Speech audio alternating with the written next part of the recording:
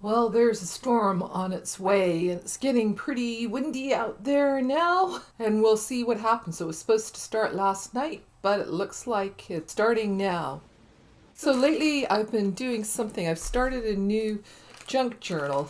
I don't know if other people do this too, but when I when I finish a project, I quite often will gather up the leftover bits of paper and stick them all into a bag like this and plan to use it later.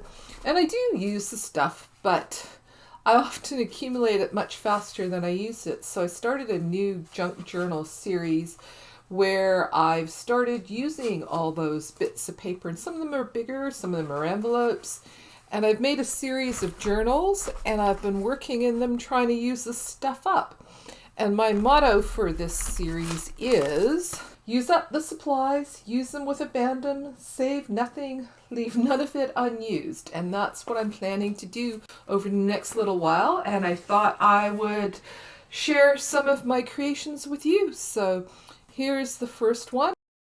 I have this crazy looking outer space human insect hybrid creature living on this page, and I think it needs a companion on the facing page.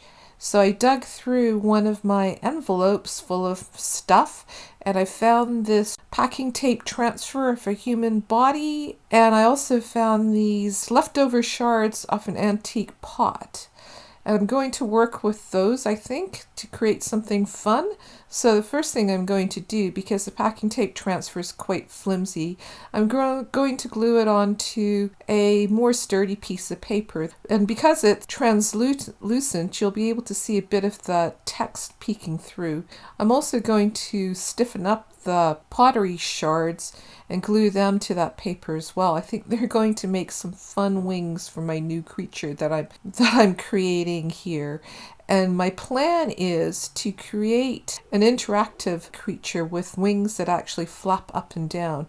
And then I decided that the body needed to be even stiffer, so I'm gluing it onto a piece of watercolor paper, and in the process it lost some of its hair, which I'm going to say gives it an even more bird-like quality.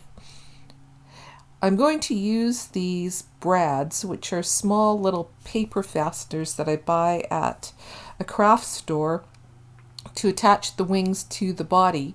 And the way that these work is they look like pins, but the back of them opens up so that it attaches two pieces of paper together.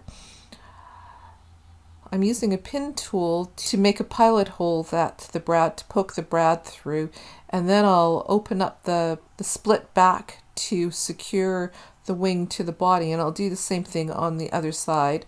And then the whole thing is going to get glued down to my page off camera somehow, because I'm still getting used to figuring out how my camera decides to stop recording sometimes. And there's the finished bird with a funky little sticker headdress that I found stuck on one of my envelopes of goodies. The other thing that I found sitting on my desk is this green piece of paper with circles cut out that's left over from another set of videos that I've been making for a class. And I thought that this would be a fun background for my bird creature.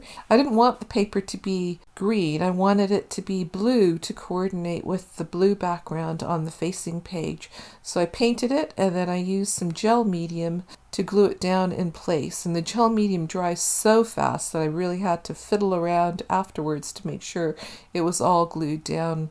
And yes, I know it would have made more sense if I had put the background down on the paper before putting the figure down, but to tell you the truth, the background, I didn't have this piece of paper when I was making the figure. It was something that I did afterwards. So when you make intuitive art, sometimes that happens. You just have to figure things out. And then I trimmed off the edges, and here is the finished result. Off camera, I also added some little dots with an acrylic paint pen to coordinate with the facing page, and I'm really happy with the way this turns out, and I'm hoping that there'll be lots more fun journal pages in this book to come.